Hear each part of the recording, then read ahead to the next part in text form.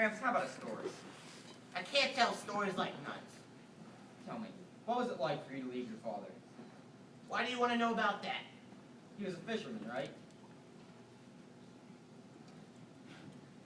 You know the problem with old stories, Nick? You tell them, and then you realize people never change.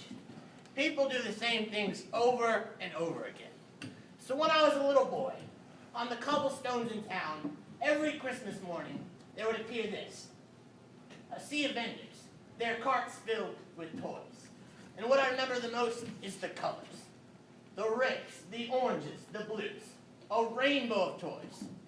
So my father would carry me out in his arms and take me to the first cart.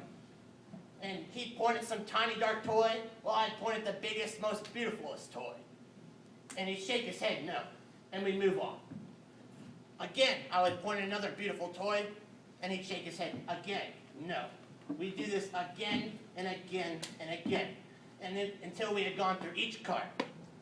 And then he'd buy me some tiny dark toy I barely wanted. I'd start crying, and he'd have to carry me back home. I resented him for that. I hated him for that. And when I was 14, he put me on a boat to America and said, "Goodbye, that's where you're gonna live." I hated him for that too.